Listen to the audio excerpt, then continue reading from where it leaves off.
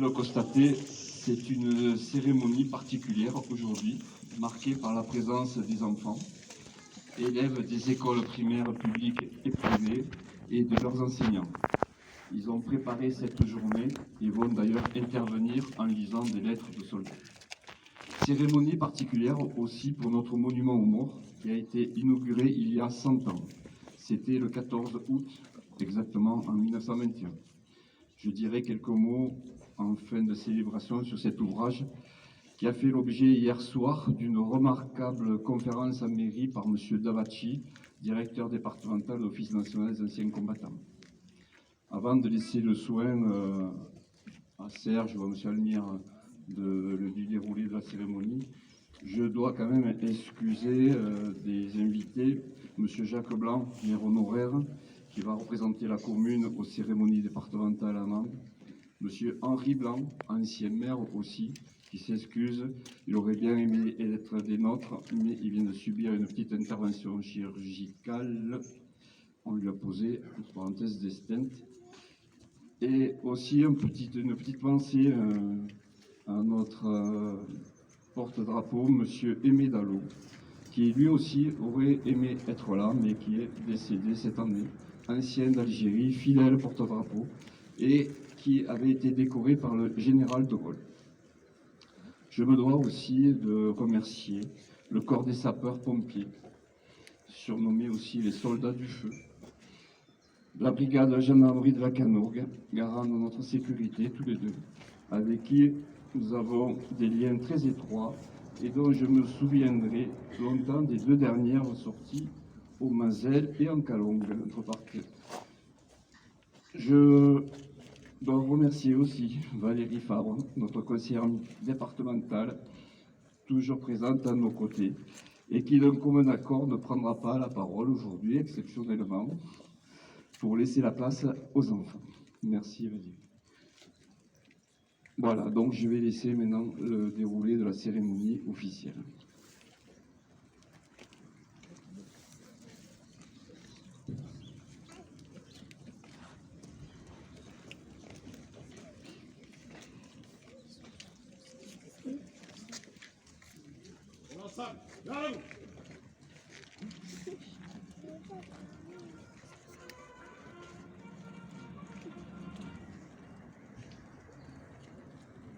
Au drapeau.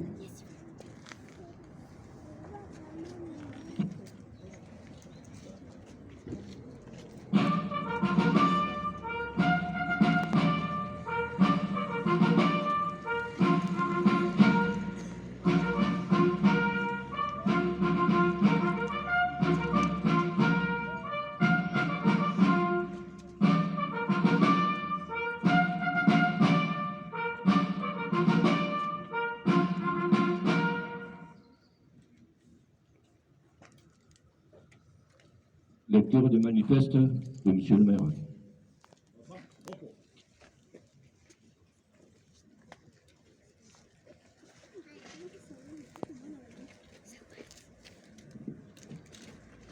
11 novembre 2021, journée nationale de commémoration de la victoire et de la paix, hommage à tous les morts pour la France.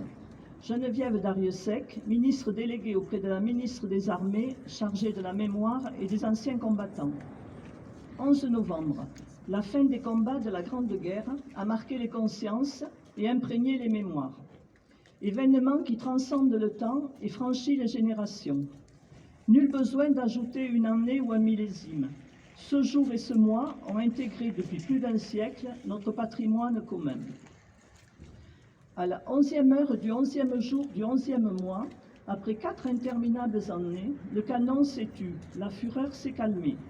Le dernier mort, le dernier tir, la dernière détonation.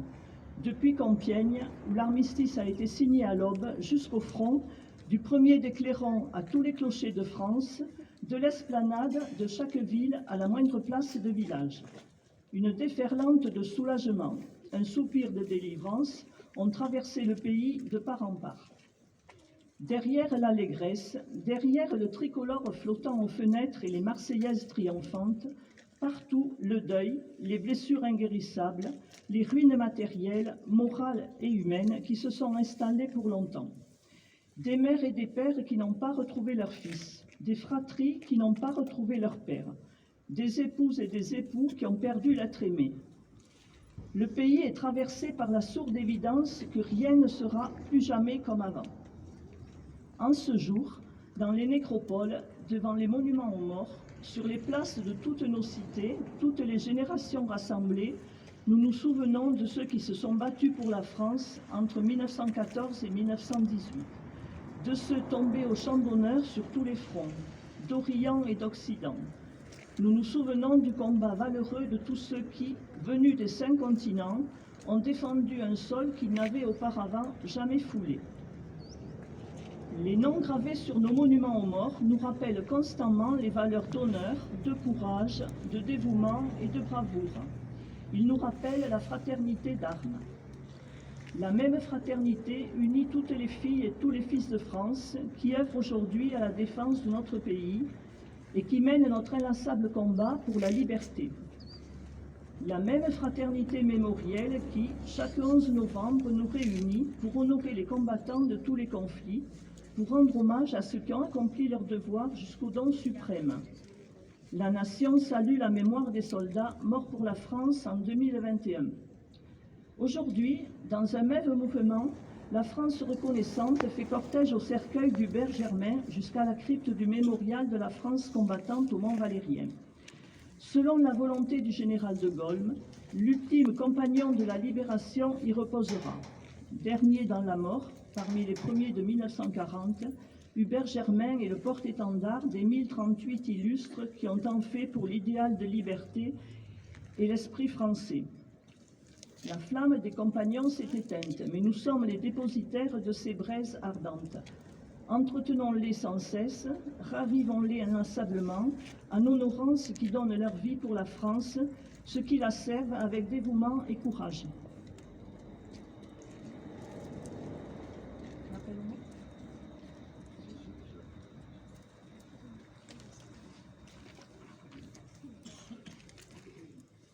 Alors, soldats morts pour la France en 2021 et 2020. Le colonel Sébastien Botta, commandement de la défense aérienne et des opérations aériennes, mort pour la France en Égypte le 12 novembre 2020. Le maréchal des logis Taneri Mori, 1er régiment de chasseurs, mort pour la France au Mali le 28 décembre 2020. Le brigadier Dorian Issa Kagnan, 1er régiment de chasseurs, mort pour la France au Mali le 28 décembre 2020. Le brigadier Quentin Pochet, 1er régiment de chasseurs, mort pour la France au Mali le 28 décembre 2020. Le sergent-chef Yvonne Huyn, 2e régiment de hussards, morte pour la France au Mali le 2 janvier 2021. Le brigadier-chef Loïc Risser, 2e régiment de hussards, mort pour la France au Mali le 2 janvier 2021. Le sergent Maxime Blasco, 7e bataillon de chasseurs alpins, mort pour la France au Mali le 24 septembre 2021.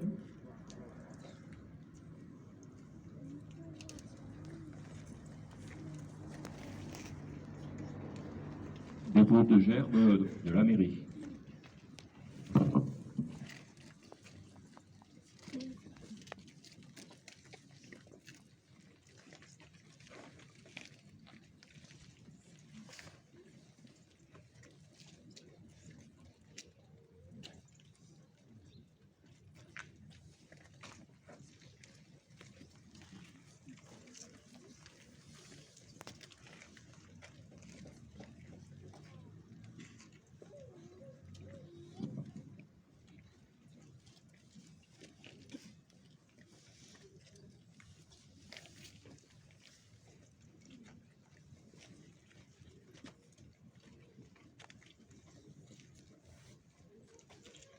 Dépôt de gerbe des essais combattants.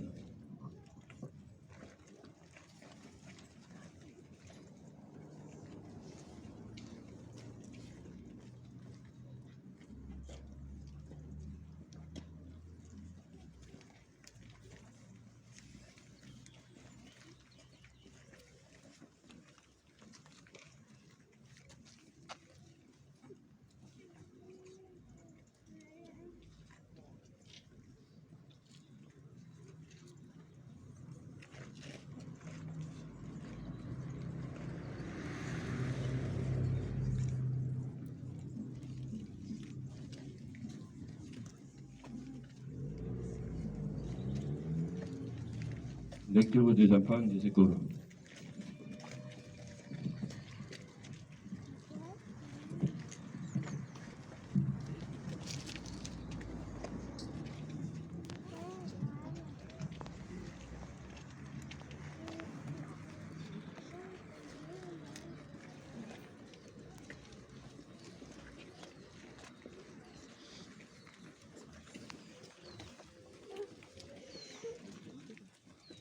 Lettre du soldat Charles Guinan, Verdun, 18 mars 1916. Ma chérie, je t'écris pour te dire que je ne reviendrai pas de la guerre. S'il te plaît, ne pleure pas, sois forte. Le dernier assaut m'a coûté mon pied gauche et ma blessure s'est infectée. Les médecins disent qu'il ne me reste que quelques jours à vivre. Quand cette lettre te parviendra, je serai peut-être déjà mort. Je vais te raconter comment j'ai été blessée.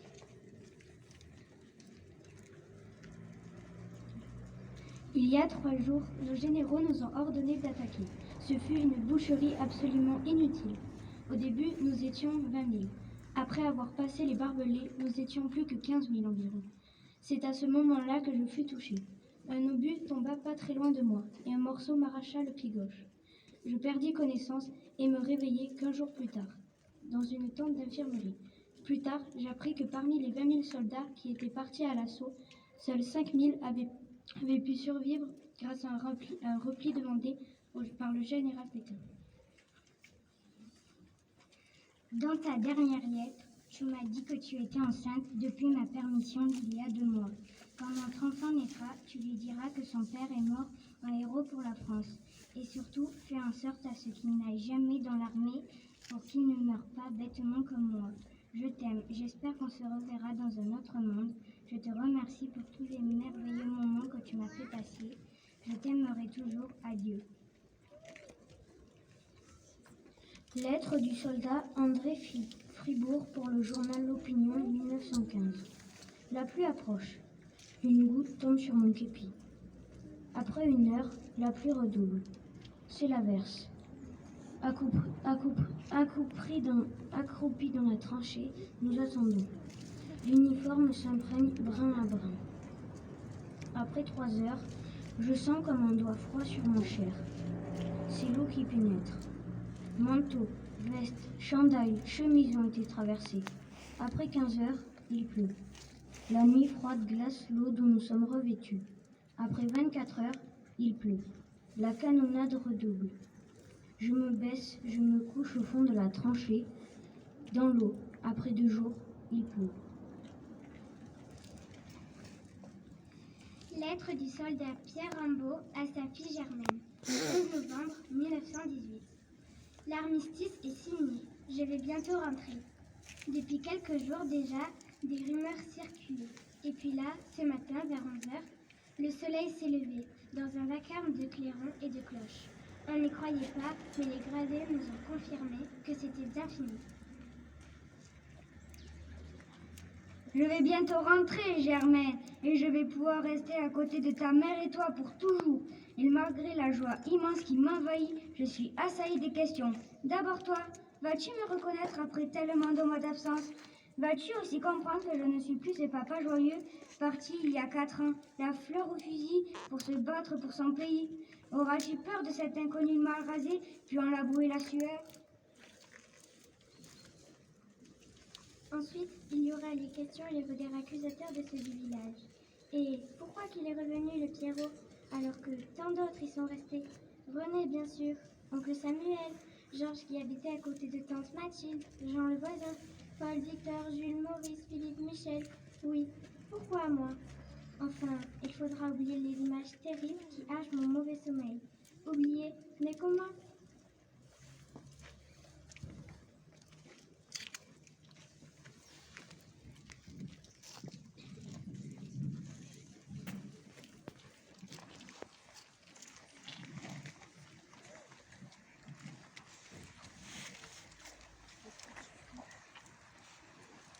Parole de poilu. J'ai reçu ce jour 2 lettres d'amis restés au pays. Je constate beaucoup d'enthousiasme dans ces 2 lettres-là. Se peut-il que des journaux aient tant d'influence pour que des esprits intelligents et si différents acceptent, sans chercher plus loin, leur compte rendu et leur jugement?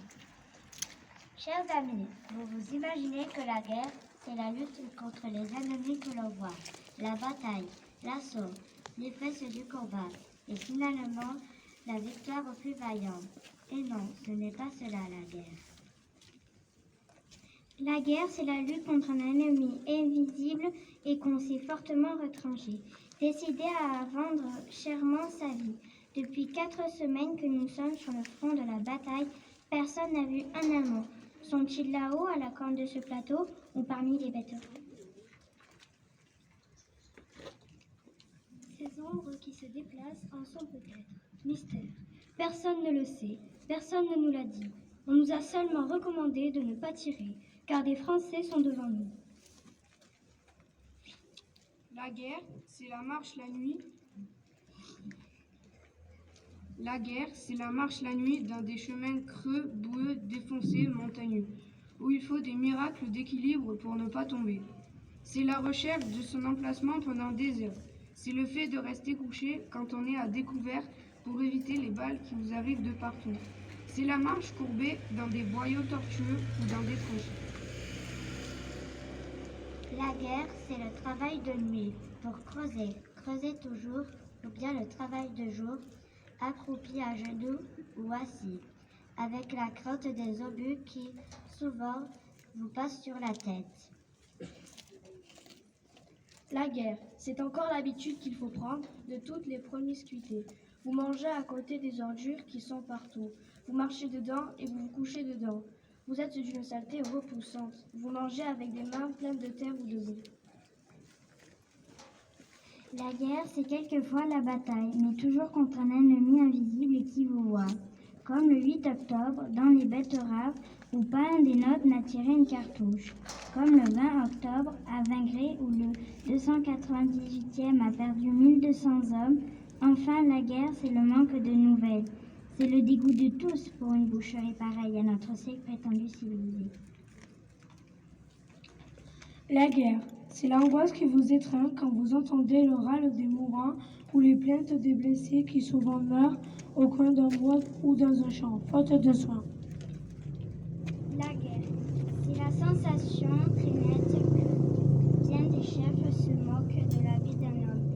Enfin, la guerre, c'est l'attente de la mort pour un moment imprévisible, mais qui viendra sûrement le jour où on nous lancera contre ces mitrailleuses, ces fusils, ces canons invisibles qui nous entourent et qui nous guettent. Jean Dunou. Jean-Pierre Guinot, Paroles de Poilu, Lettres et carnets du front 1914-1918. Samedi 25 mars 1916, après Verdun. Ma chère mère, par quel miracle suis-je sortie de cet enfer? Je me demande encore bien, des fois, s'il est vrai que je suis encore vivant. Pense donc, nous sommes montés 1200 et nous sommes redescendus 300. Pourquoi suis-je de ces 300 qui ont eu la chance de s'en tirer? Je n'en sais rien. Pourtant, j'aurais dû être tiré 100 fois et à chaque minute pendant ces 8 longs jours. J'ai cru ma dernière heure arriver. Nous étions tous montés là-haut après avoir fait le sacrifice de notre vie, car nous ne pensions pas qu'il fût possible de se tirer d'une pareille fournaise. Oui, ma chère mère, nous avons beaucoup souffert et personne ne pourra jamais savoir par quelle transe et quelle souffrance horrible nous avons passé. À la souffrance morale de croire à chaque instant la mort nous surprendre, viennent s'ajouter les souffrances physiques de longues nuits sans dormir, 8 jours sans boire et presque sans manger, 8 jours à vivre au milieu de 114 d'un charnier humain, couchant au milieu des cadavres, marchant sur nos camarades tombés la veille. Ah, j'ai bien pensé à vous tous durant ces heures terribles. Et ce fut ma plus grande souffrance que l'idée de ne jamais vous revoir. Nous avons tous bien vieilli, ma chère mère, et pour beaucoup, les cheveux grisonnants seront la marque éternelle de nos souffrances endurées. Et je suis de cela. Plus de rire, plus de gaieté au bataillon, nous portons dans notre cœur le deuil de tous nos camarades tombés à Verdun du 5 au 12 mars. Est-ce un bonheur pour moi d'en être réchappé? Je l'ignore, mais si je dois tomber plus tard, il eût été préférable que je reste là-bas. Tu as raison de prier pour moi. Nous avons tous besoin que quelqu'un prie pour nous.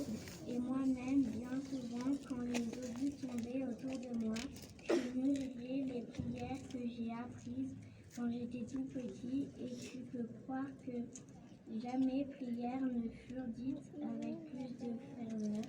Ton fils qui te chérit et qui t'embrasse un million de fois, Gaston.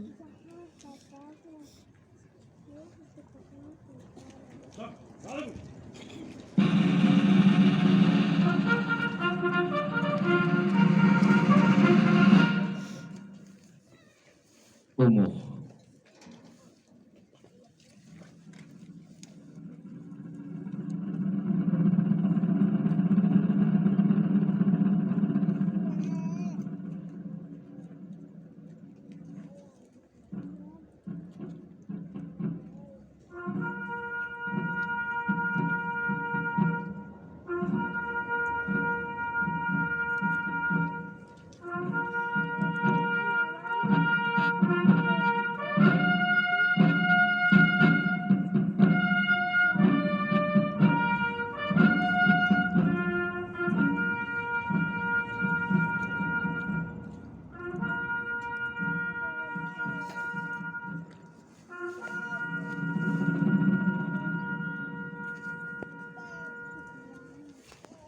Minute de silence.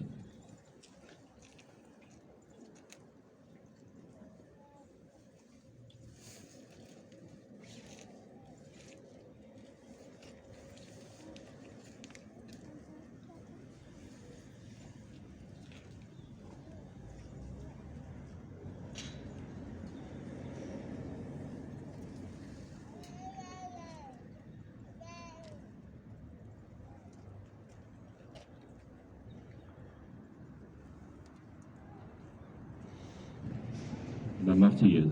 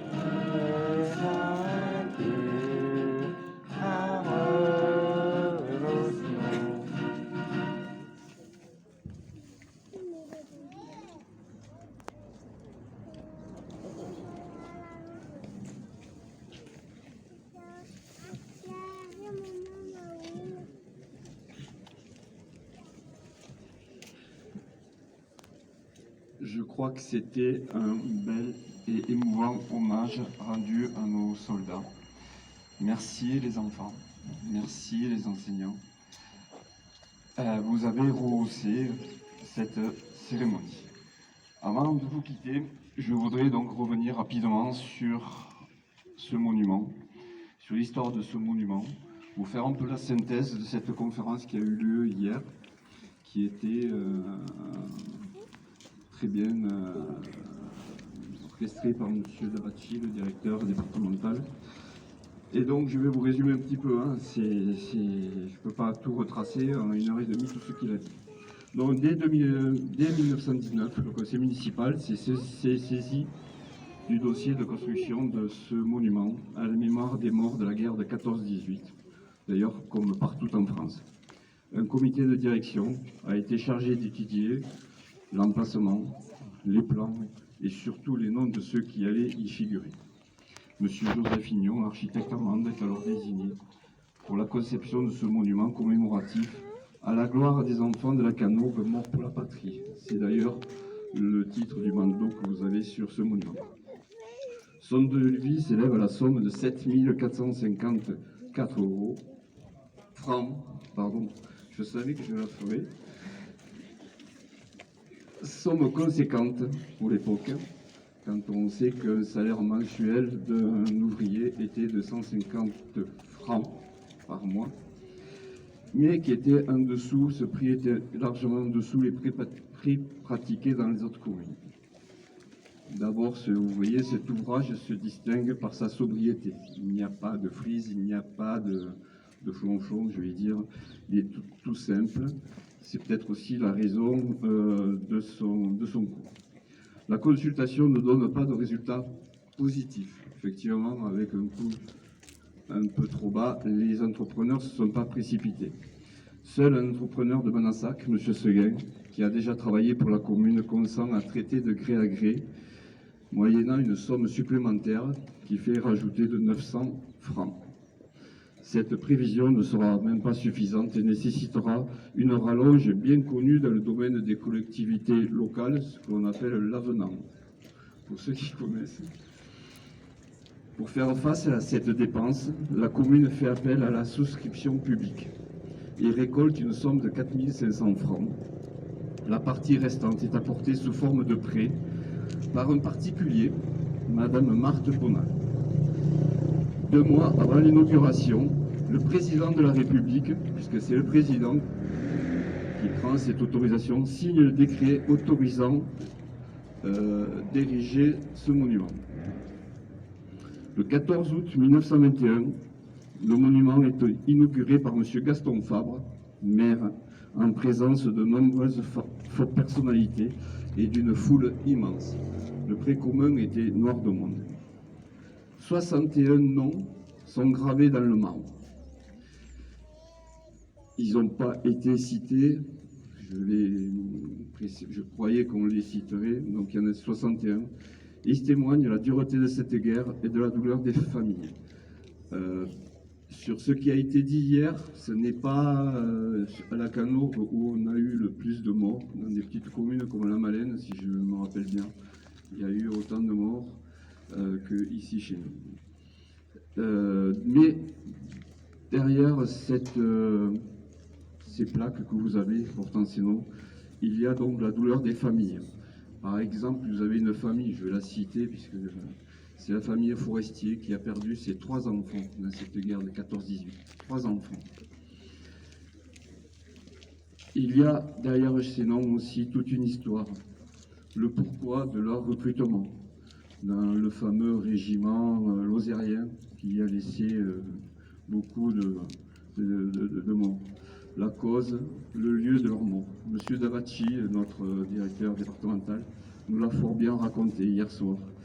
Et je lui ai proposé de nous remettre son exposé pour qu'on vous le retranscrive, qu'on vous en fasse part un jour, peut-être une annexe Mado à un bulletin municipal. Je crois que ça serait là aussi un bel hommage.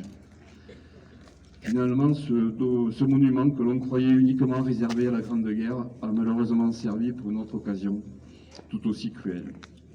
Souhaitant que ce soit la dernière fois, bien que nous n'ayons pas marqué les anciens d'Algérie et autres. Voilà, c'était une brève évocation de l'histoire de ce monument. Elle est une actualité dans nos projets portés dans la commune aussi, puisque dans le cadre de l'aménagement de cette place, il y a l'éventualité du déplacement de ce monument. Non pas pour l'éloigner de nos yeux et encore moins de nos cœurs, mais simplement pour harmoniser cet espace et le remodeler. Mais nous aurons l'occasion de vous en reparler. Je tiens à vous remercier tous pour votre forte présence. Elle fait chaud au cœur. Je remercie encore M. Almir qui toujours pratique tout ça avec professionnalisme, toujours soucieux de maintenir et d'organiser ces moments de souvenir. Monsieur, les fidèles porte-drapeaux, ils se réduisent André.